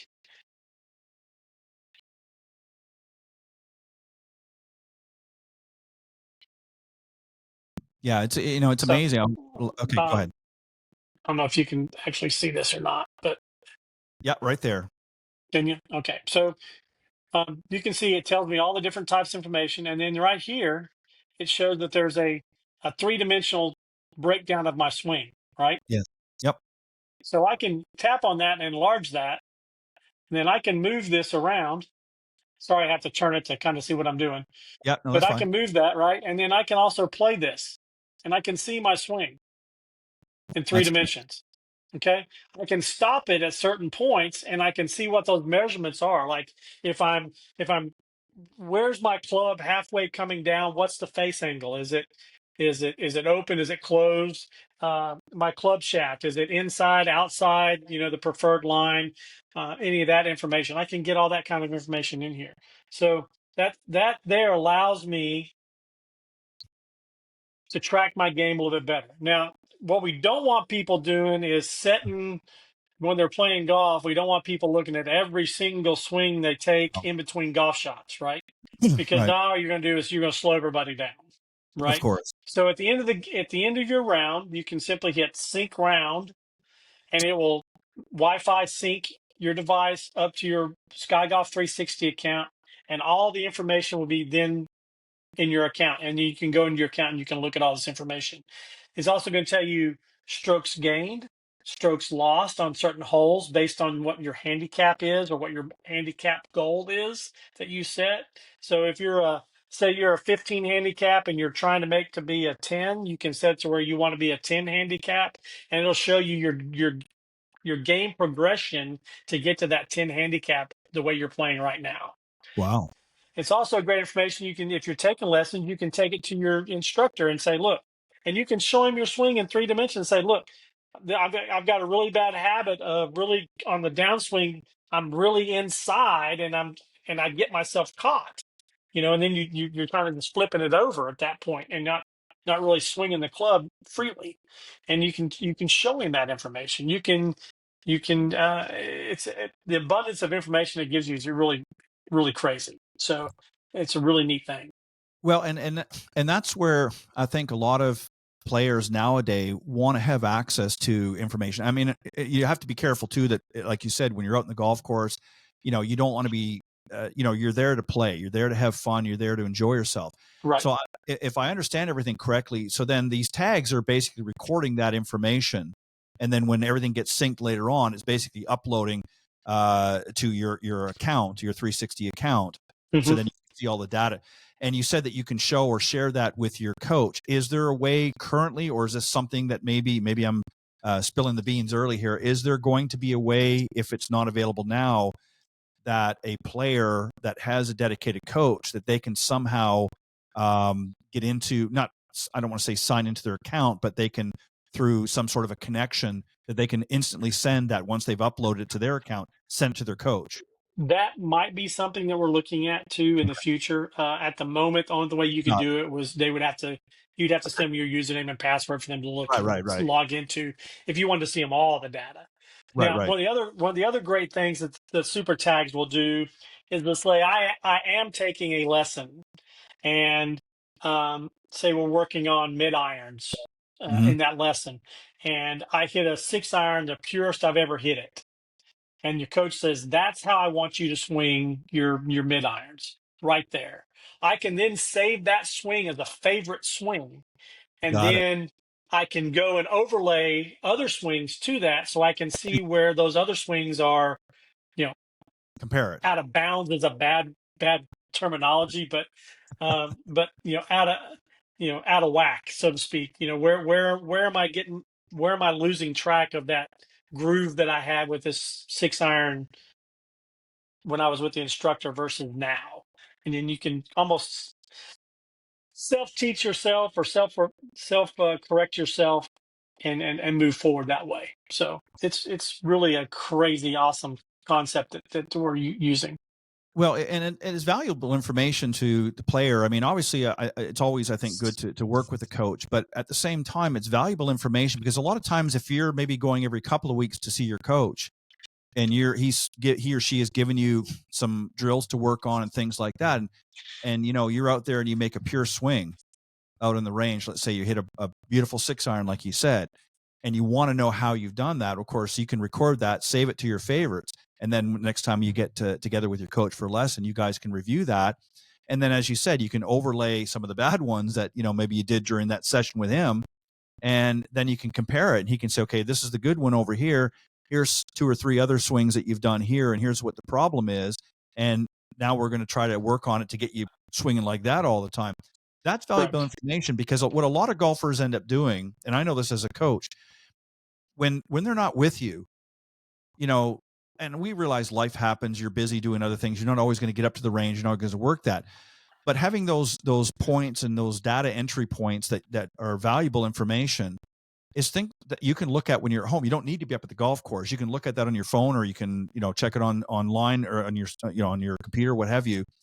And you can assess that information and look at it and say, okay, here's some areas parts of my game that I'm really struggling with, and here's parts that I'm really happy with.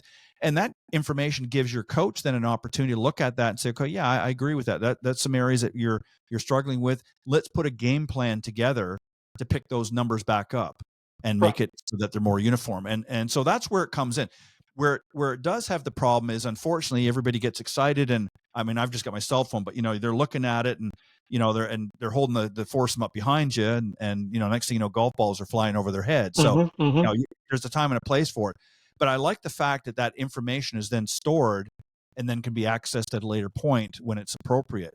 And I think this GameTrax 360 system is just, in my opinion, when it comes to instruction and also from a player standpoint, is a game changer.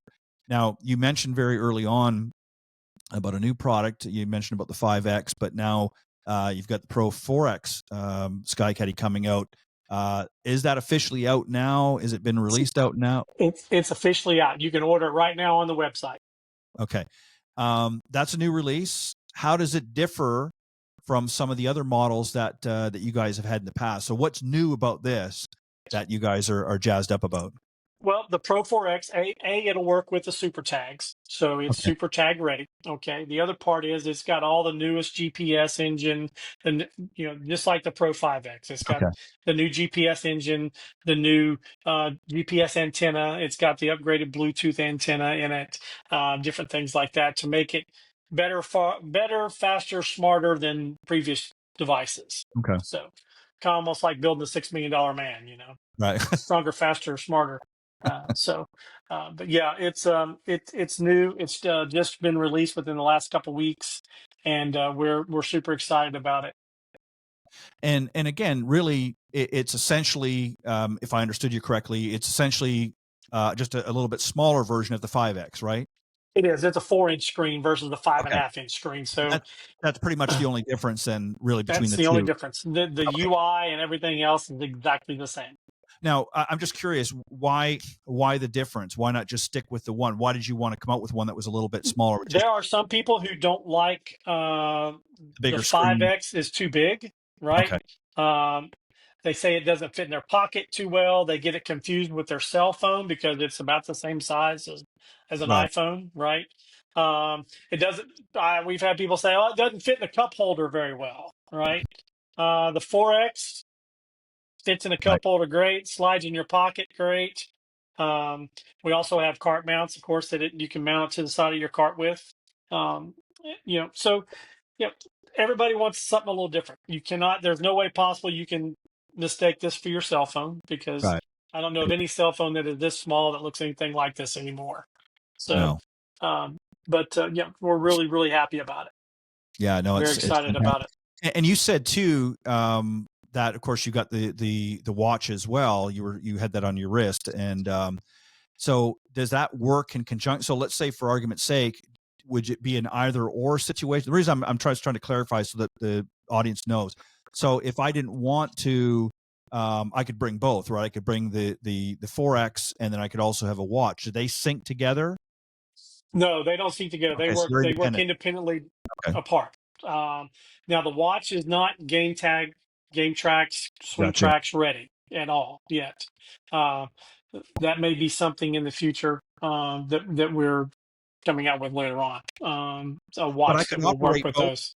right? But I You could can operate operate. absolutely. You can So in other operate words, both. I could leave the bigger unit, the 4X, let's say, in my cart, which is, and in other words, it's going to be connected with the tags, right? So I'm still Yes. getting the advantage of the tags, but at the same time, because unfortunately I've hit a bad shot and I'm now 30 feet or 40 feet or whatever from the cart, I've got my watch that I can get the yardages that I need. It's just not going to sit up with the tag. But because I have the bigger unit, the tag will then basically sync with that one, right? Not the watch, the 4X. Right. So wherever the 4X is, that's where the tag is going to think your golf ball is. So if Oh, you've got to walk across the fairway and your okay. You got car to take path away. only, you're going to take you want to take the device with you to mark it. Or later on when you sync the device, you can always edit that shot and move it Gotcha. on the Okay, golf so course the if need tag, be. even though the tag is in the club and that's what I'm trying to understand. So even Yes. though the tag is in the club and you're standing out in the middle of the fairway, but your cart's 20 feet, to the Yes, left and the right, it will still read it. it will read it. But it's going to base the reading from where the 4X unit is, not where the tag is, correct? Correct, because that's what the GPS engine's going into the unit. The tag does not have GPS in it. Gotcha. Okay, so you need to have the big. Okay, I just wanted to make sure that people Yeah, understood that, so absolutely. that because I don't want somebody misunderstand and think, okay, that's not a big deal. I can leave it in the cart and I can go over here because the tag's picking up all the data, and that there would be a discrepancy. So I just want to make sure people understood that. So what do you find from when you're speaking with or getting feedback from customers? What are some of the majority of, I guess if you would take an average of comments, what are people looking for when they're reaching out to you guys? And I'm not talking about your customer service and things like that. I'm just talking about what is some of the feedback that you're getting from your customers as far as not just the technology, but what it does. Or are they saying, I'd like to see more of this in an updated model or something? What's been some of the feedback? We really haven't had anybody say they want to see more of really anything because we give people Yeah, a it's ton of robust. information already. Yeah. We've had some really incredible compliments on how the system is working now with the tags and the devices. We've had I was down at the Villages um, early April for their golf fest, Oh, okay. and I had one of our customers came up to me, um, and he said, "I just want to tell you that the Pro 5X and the Super Tags are the best thing that's ever happened to my golf game." And he went through and was telling me about how he was using them and tracked his round and then went home and watched it and said, okay, one of the things I want to work on is my club head speed. So he went in and did a grooving session, which is we have them in there, right? A groove session is a way to improve things like swing speed or take away length or shaft lean at impact, all kinds. But you can groove your swing because we all know a golf swing is nothing more than muscle memory, right? Right. Mm-hmm. So I can go through and I can set these parameters in here to say, okay, I want my swing speed to be on my 7-iron to be within this parameter, right? Whatever that parameter may be. Say it's between 75 and 82 miles an hour, right? Yep. So every time I swing that club, if I'm in that zone, it gives me a little green check and a right. So I'm like, cool, good. If I get, if I do well enough in that groove, it'll move me to the next level, which then that cone shrinks a little bit more. So my Right. swing speed, I can get closer and closer to the actual swing speed that I want to get to, right? And again, that's all through muscle memory. So you can do the groove sessions with the club tags too in your units, and it's really. But he says, I got my swing speed up to where I wanted it with my clubs. He goes, I went back out the next day. He goes, I shot one of the best 9-hole rounds I've shot in the last 15 years. Right. He goes, that's all due to your tags. That's fantastic. He goes, because I had no way of measuring it without those tags. And so we've got some from some of his quotes and stuff that he gave us. We put some up on our website and stuff like Oh yeah. that because he's just absolutely loving them. And we've had a lot of other people say the same thing. You know, this me tracking my game and knowing when I hit a bad shot that I can mark it down on my scorecard to look at shot 3 on hole 4. You know, Right. I can go back and then after my round, I can look at that shot and I can almost pick it out why that shot went away, or why Right. did I hit it fat or thin or whatever. I can see it because then I can do self correction and work it out on my own. So that's a lot of the feedback we're getting. Never really had a problem with the accuracy of the device or things that people want to see more on the device. The device does so much more than any other device on the market. Yeah. One thing, and I think I remember telling you this when you were there. One thing all of our devices do that no other device in the market can do is our green. Our green can rotate based on your angle of approach coming in. So if I'm playing and I hit a shot far left and I end up in the middle of number 3's fairway instead of number 1's fairway, that green will rotate and show me my true front, middle, back coming in for where I'm at.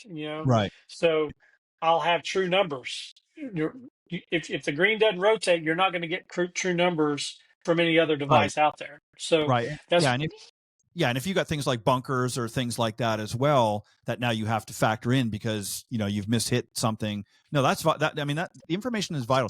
What I really like about it, I want to go back to what this gentleman that down the Villages had said to you, and this really came to my thoughts here.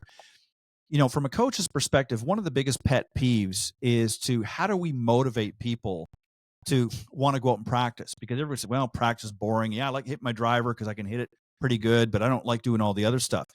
But it sounds to me really what you guys have done is created a motivation by giving them that information and giving them that good feedback that encourages people to want to go out and practice. So they want to know what their numbers are. They want to know, they want to see what that golf swing looks like in a 3D format, and they want to see, all of this other data and be able to then create a plan that then gives them something to work towards. Like you said, when you talked about the parameters and things like that.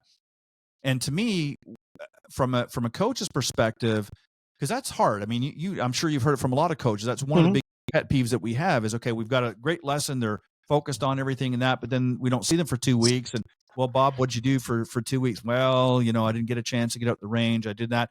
And, I'll be honest, I don't really enjoy working on this part of my game because it's not very, much fun or whatever. And they get drilled to death. They get drilled to death. So from this gentleman's perspective that you were talking about a few moments ago, now he's kind of jazzed up and excited because he's seeing in real time how his results can change with a little bit of work, but he's seeing it in your platform, the results and the changes. correct. So now he's able to, and that could be 2 weeks before he sees his coach. Now he can go back. He's excited. Say, hey, coach, I've been working on this and that for the last couple of weeks. Here's how the numbers have changed from when you saw me the last time. And remember, we were trying to get into that range. And hey, guess what? I'm in that range now. So that gives, again, great feedback to the coach, and it gets them, the player, pretty excited about wanting to go out and work on some of these things because, again, they can adjust the parameters to basically handle whatever it is they need to be working on. So that's going to be a positive thing for you guys as well to hear customers say that. Right. It is. And my thing is, it gives people, like you said earlier, it gives them a reason to practice. Yeah. Trust me. Okay. If you're my coach and you tell me, Clay, look, I need you to go do this, right? And if I'm out there just banging balls and have no way of seeing, am I doing what I'm supposed to do? Am I doing what the coach told me to do? Because, okay, the ball may be flying in the air and I may have, it may look good to me, but there still may be some small flaw in there that I don't see. Right. But now I can see it, right? With the tags, I can see it, right? Right. So to me, it gives people a reason to practice. It motivates people to practice. I am the world's worst about putting. I think putting practice is boring. It I is. really do. It Nobody is. likes to practice putting, right? But now with a tag, I can actually see what my putting stroke is doing. And if I make a change, I can see it. And when I can see it, I can see it in the results, Mhm. right? Real quick story. Sure. We had a couple guys at the office when we were testing tags. We'll say late winter, early spring, we were testing some tags. And the guys come in and they were like, there's something wrong with this tag because it's telling me that on my backstroke on my putter that I pull the putter to the inside. He goes, I don't pull my putter. There's no way possible I pull my putter to the inside. Right. Well, we got two 2x4s and set them up there. Guess what happened when the first pullback? Inside 2x4 fell over. Why? Because Right. he pulled his putter inside. Right. Right? But he swore up and down he didn't do that. Right? But by seeing it and then proving it to him, he now knows how to kind of fix that issue. We had another guy who on his downstroke he lifted up a little bit and you could see a hump in his Yep. his forward swing in his putter. You could see a hump. And we actually got down on the ground and videoed his putter, and you could actually see his putter coming across and raising up, and he was topping all of his putts, and he didn't know why.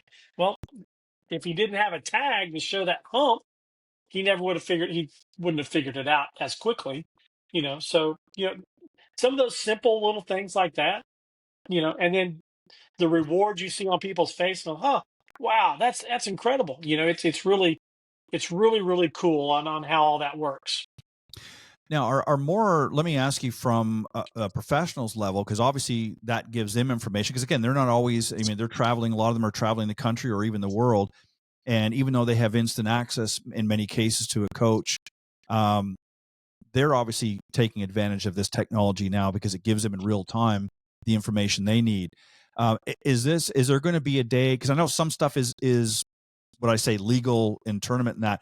Is there going to be a day where all of this is going to be legal in tournaments? Is it going to be moving towards that? I mean, I know some of them are, that you're seeing the rangefinders and things Right. like that, but do you see a time in maybe the not too distant future? That's some different things that we're going to have to talk to the USGA and the RNA and the PGA about. So I'm sure those are future discussions that are coming because people are. If I was a pro player, I would love to have these tags on my clubs and at the end of my day, go back and review my entire round and say, okay, I know on hole 3 on that par 5 that my second shot that I was hitting to a layup point was a little, the I didn't hit the shot that I wanted. So let me go back and look at that shot and see. Right. And so I can go back and look at it and see if I can pull it out of the data of what did I do wrong. And, okay, well, I see that I was a little bit too far on the inside on my downswing. So, that's what caused me to, do an inside out swing and cause the ball to do what it did. So, okay, case in point, now I know what I've done wrong. So, I I can see that in the future. Yeah, I see also in the future, and again, I was thinking of this while you were giving that explanation. Where the day is going to come, because from a fan's perspective, I mean, we've seen now for the last several years, Top Tracer has their technology out Right. there, and everybody sees that basically the shape of the shot. I mean, I think you're going to see the day in real tournament where you'll see a split screen where you'll see the golfer taking his the real swing, and then you're going to see the image that you showed me the audience earlier, where you're going to see a digital version, if you will, or whatever you want to call it, of the player of the actual swing, and the numbers are going to pop up, because that to me is going to be interesting for the fans to see. I mean, and I know it's different than what we've been used to growing up, as when we were younger, as tournament golf, but that's where the future is, I think, where a lot of kids, or I shouldn't say kids, but young guys are interested in this stuff. And, Right. They don't want to just watch the guy walking from hole to hole. They want to see, and, people got jazzed up when Top Tracer came out. I can see something like along the lines of Sky Caddie, seeing that in tournaments where that data is going to be popped up on the screen. And on the other side, you're going to see the player hitting the shot, and now all of those numbers are going to come up in real time. I see that integration happening on tour events, maybe not in the next 5 years, but certainly maybe within the next 10 years, because you're seeing that digital environment is becoming more and more prevalent in so many other areas of our lives. I think golf is going to have to move in that direction to keep the game interesting. What do you think on that? Correct. I 100% agree with you. There are some things that some of the traditions in golf, I think golf is going to have to change in the future. Yeah. Um, so, um, but yeah, that to me, that would be incredible to watch a guy, like you say, swing and then watch the data pop up right next to it. And it shows you, you know, his launch angle, his swing speed, club head speed, and then where was the club head halfway back, right? Was it open, closed? Was he inside, outside? That would be crazy amount of data for people to see. And then as everybody mimics a favorite golfer, they mimic their swing, right? And that would just give you even more points to where you could mimic somebody else's swing by knowing where they are at certain points of their swing. So, well, I think it also make it more interesting for the announcers in the tower, give them something to talk about instead of guessing all the time. A lot of times they're saying, well, so-and-so did this and so-and-so did that. And I know that, there are some good guys, don't get me wrong. I'm not trying to put them down, but having that information like that available on the screen where everybody can see, I mean, that gives them their points. They can just go through and say, yeah, look, he did this or he did that, or she did this or did that. So, I mean, I see that being becoming an integral part of golf moving forward. I mean, technology is here to stay. It's fascinating. It's interesting. Right now, of course, it has its place, and you've got to know how to use it properly. And it's interesting to get excited about it. But again, it's something that you want to be able to again put it in proper context. But I think it's just a matter of time. I think you're going to see in the next few years the R&A and the USGA and that are going to have to make some changes, because I think in order to keep the fan base, because the younger generation coming up that are getting into golf, they're all technology driven. That's what they're looking for. And, if you don't have that, then it becomes boring to them. So, us older guys, that grew up in the traditional golf, I mean, I love it. I mean, I think it's great and exciting to see. We've had to adapt to different things, and I think we're going to see that technology. I know that this obviously a lot of the products that you have require a subscription, correct? Correct, they do. Okay. Talk about what the subscribers get for their commitment, because that's obviously, is it a monthly commitment or is it annual? It's the annual subscription. Okay. Now, any device that you buy new, you get a first year's free. So you get your first year free. And then after that, you can do a birdie, which is for the state that you play in. You can do an eagle, which is for the entire United States, or you can do double eagle, which is for the entire world. We've got over 35,000 golf courses worldwide in our database that somebody has went and walked, right? In the 20 plus years of being in the market, you can get some golf courses under your belt. So, but yeah, so what does that membership do, right? Okay. Yep. Membership does several things. It still allows us to go out and map golf courses from a golfer's perspective, like we do, right? Mm-hmm. It allows us to pay for all the storage of all this data now that we have coming in, right? Because you got people who keep saving their scorecards and now swings and all that kind of stuff. So all that stuff takes storage room, right? So it helps pay for that storage room also. Sure. And it helps us build future products that are out there. So, almost everything now is subscription based, one way or the other. So that's why we are what we are. So, and the customer gets some really good deals. You get you get a golf magazine for a year. We got some subscription where you get some free Bridgestone golf balls, right? Stuff like that. So we do make it to where we're making it worth the customer's while. We're also working with some partnerships with some other golf companies to where they'll give our customers discounts on their products. And you'll see that coming out very soon. Yeah, I think that's great. And I think it's so important to work together in our industry. I mean, that's one of the nice things about, when you go down to, as we talked about earlier, the PGA show, there's so many great organizations that you can partner with that have a little something that they can offer, and vice versa. And I think that, golf is what was interesting, out of this a few years ago when we went into the pandemic, as tragic as it was for many people, it was a big shot in the arm for the golf industry because Absolutely. it brought a lot of change, and in many cases needed change. And it opened a market that really was not there before. And, typically when people thought of golf, they thought of the typical country club and that sort of thing, or maybe the resorts. But now they're seeing that there's so much available. And with the onslaught of technology, this younger generation, as I said, is really, jazzed up about it. And I know when I get a chance to go to the golf course and I see these young kids, they're looking at their watches, they're looking at this, they're looking at that. And I have seen some Sky Caddies out there. So I know there's some guys in my area.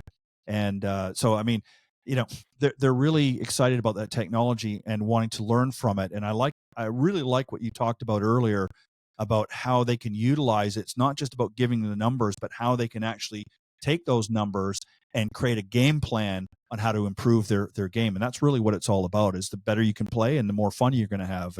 And if you guys can marry that technology, in the teaching side of things, and not just with the coaches, but with the players themselves, to be able to learn from that and make adjustments as they need it, I think it's just a fantastic thing. So if people want to get more information, where can they go? And is there any specials coming up? We got Father's Day just a few weeks away, and anything cooking there's a Father's Day special. I believe it started today. If our memory serves, it starts today or tomorrow, a Father's Day special. Okay.